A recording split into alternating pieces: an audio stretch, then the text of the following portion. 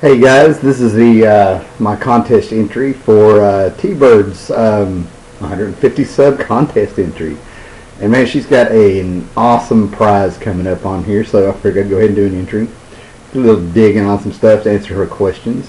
So, what do you say we just get right down onto it, y'all? All right. Anyway, T-Bird used to be called T-Rex, and from what I I started like picking up on her videos about the same time. Around the same time I started watching Mercy's little show, and big shout out to her too and stuff like that. But the prize is just really awesome. She's got a partner that apparently is just quite the artist, and they sit around drawing all the time. And the prize is they'll draw you with something, or they'll draw you whatever you want comic book related. But I'm gonna do a little stretch here because part of her prize requires you to answer a few questions, just kind of talk, and you can expand on a little bit. So I'm gonna show her like maybe artists, a few writers. I'm gonna be a little different, and then you get to talk about 80s movies, which I'm just right there, man. So if I win, if I get entered, which would be cool, I think I would like to be drawn as Darkness from Legends. Look at all that. Here we go. Yeah, put my face on that body with them big horns. That would be awesome. Alright, so to get on to it here, I dug up a bunch of 80s stuff. I dug out a few books with artists I like and maybe kind of check out. And I'm kind of in a transitional phase here and stuff, man, because I'm like really digging like through some stuff. I've had a bunch of great hauls, got reminded of a bunch of stuff. Moved into this place a couple months ago, redoing the little comic book room, and as I'm doing that, I'm finding some older stuff and everything. So one of my favorite artists is a man from France who is like a legend over there, and he's a legend over here, and his name was Mobius. And Mobius had he had 2 or 3 different styles, and actually had 2 different pen names. But his heavy metal stuff, sci-fi stuff, he actually did a 2-part Silver Surfer story with Stan Lee under the Epic line in the 80s. Just his stuff is just immaculate. I mean, I can go on and on about artists and stuff. Okay. Another guy that I really dig is an old school guy, Al Williamson. That's his art around there. He did Flash Gordon and all sorts of things in the 50s and 60s. Ended up being an inker on Daredevil and a few other books in the 80s and on into the 90s and stuff. But I just love that clean old style look that he had.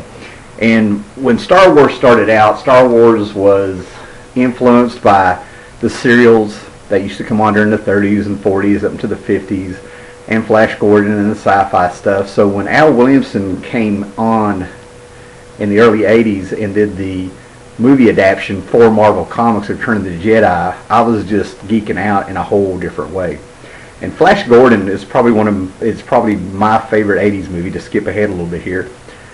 Simply because, in my videos I've told the story a dozen times before, but I wanted to go see Empire Strikes Back. Nobody knew there was a sequel coming to, Star Wars. So when this was coming out, you were just like blown away. And I didn't get to go see it. And I asked my stepdad, he never took me. And then there was one day, like I was a little, 7-year-old kid there, and I hear him in the kitchen with a bunch of his buddies, and he's talking about how badass The Empire Strikes Back was. And I looked, and we locked eyes, and that was the first time I ever saw the man kind of not be able to look me in the eye. So Flash Gordon came around to our town, and you got to remember I was like 7 years old. I mean, a buddy had like pockets full of change, and we snuck off on a Sunday, walked the railroad tracks about 4 miles to the theater, watched the matinee of Flash Gordon, blown away, a little confused by the Queen soundtrack. That's not the Queen I knew. And then we walked back, and nobody ever knew the difference. And that was like my big adventure, so. Alright. A couple other guys here, Steve Rude. And Steve Rude, he has a Facebook page and all that stuff. I actually spoke to him once or twice through Facebook. And then he has an auction. He puts out these sketchbooks that gets collected every year, and he'll sign them for you. So I have a signed sketchbook here somewhere that could really show his artwork. The man is an artist to artist. And I think he actually teaches art and stuff. And he's had, I'm not going to air his dirty laundry, but he has some issues and problems that he has to get help for here and there. So he had a few projects in the mainstream he couldn't finish, like X-Men Children of the Atom miniseries. But he's just an old school guy. He's a guy that watched Space Ghost as in the '60s as a kid, and he's heavily influenced by Alex Toth and that old school style and Jack Kirby. And one of the first books I was able to get by him was this Mr. Miracle special, which blew me away. The artwork in it was just amazing. He gets commissioned every now and then to come in, and he whips out his Jack Kirby style. But he has a style all of his own with Nexus, and I have some Nexus issues floating around here somewhere. Mike Barron and Steve Rude did this Nexus series that started in the 80s and got a huge fan following, and everybody started noticing Steve Rude, and he came on and did a fill-in issue of Teen Titans, and he did this, and he did that. He's popping up. Just one of those guys that everybody knew. And this is like some of the stuff he did in the 80s, man, where he tapped in to do Space Ghost. He did World's Finest. He does some painting. Everything he does is just really, really tight, crisp, really good. Another guy that I think you need to kind of check out, he's a writer and artist, and he does Goon. Now, Goon is like this, gives you an idea that it's a Depression-era EC horror with just a bit of Mad Magazine humor in there, a little bit, some slapstick every now and then all of a sudden he'll turn around and he'll come out with like a serious story, I mean, about heartbreak and stuff. And this was like actually one of the books that after I got divorced, it kind of helped me get through it. When I met Eric Powell at the Comic-Con, this is the Goon Chinatown. He has a series that he does at Dark Horse. It used to come out bi-monthly, and then he'll do side projects like Godzilla. He's doing the sequel in the comics to Big Trouble in Little China. He's always busy and stuff. But and it's got like a rockabilly feel to it every now and then too. But he'll come out with a serious story like this was about the girl that the mysterious figure that came to town and broke the Goon's heart and stuff. Eric Powell did a little sketch in it, and I talked to him a little bit about it at Heroes Con. I've met him a couple of times. I'm relaxed enough where you can just walk up and it's like you're picking up where you left off with him, and he'll give you a heads up that this ain't funny, And he's just a spectacular artist, man. I mean, the guy was in the trenches. He got his own style.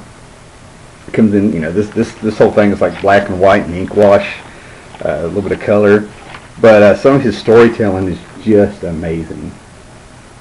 Just amazing. I mean, I don't know anybody that's drawn like this guy. But where's the pages at?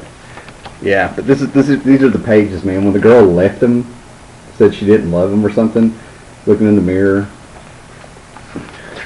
and you just watch pages and pages of this man breaking down. Goon breaking down.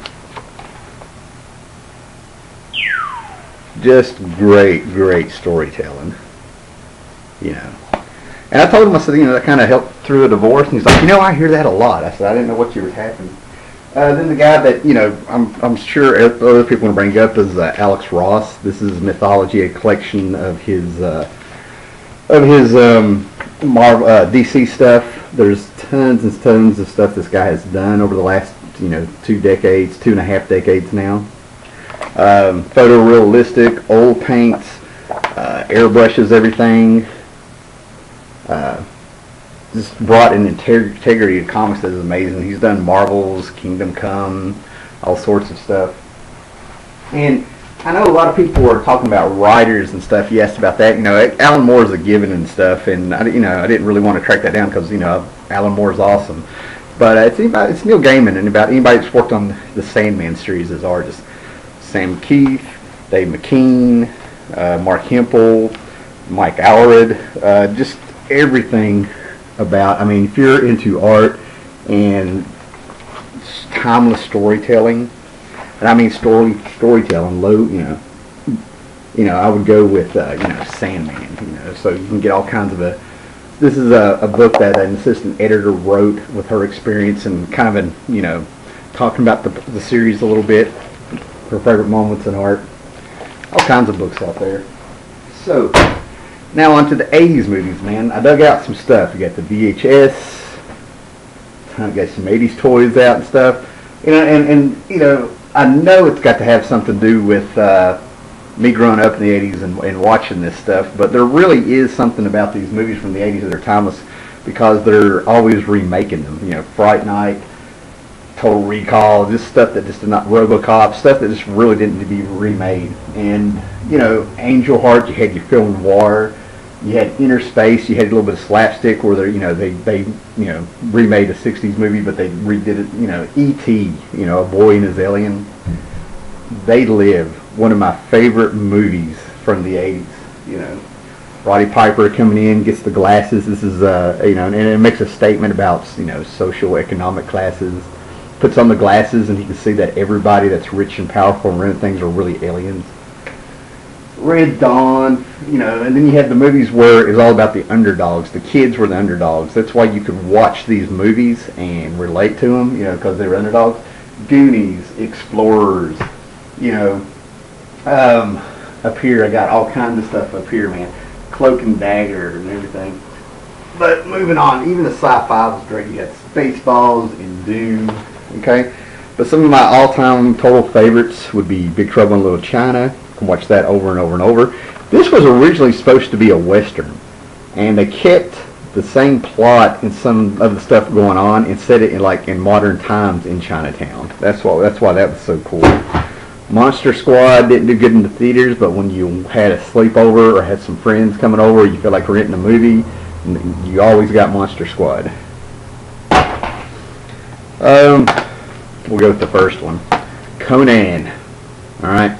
Conan the Barbarian. Actually, Oliver Stone was in this. I'm not in this, but he did the script or something like that. Very, very good movie. We won't talk about the second one. Legend. Like I said, Draw Me as Darkness. That would be awesome. The Dark Crystal. Oh my gosh.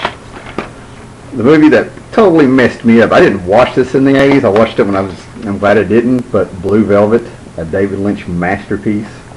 It was kind of like his comeback movie after Dune. Labyrinth. There's, Labyrinth. Even the comics are good. Clue. I can watch Clue over and over and over, and the cast in this is amazing. Very underrated movie. Very well done. And then, like, the two movies that I can watch and do line for line, and they're pretty serious. Outsiders and Stand By Me. Stay gold, Pony Boy, and he's got what the hell is Goofy? Great stuff.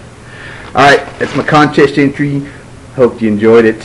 I hope I win, because it's a cool prize. Go check out T-Bird, and I'm going to throw out a little, go check out Mercy's little show too, and all that stuff. So thanks for having it. And all seriousness, man, they both make great videos. T-Bird's awesome, so check her out.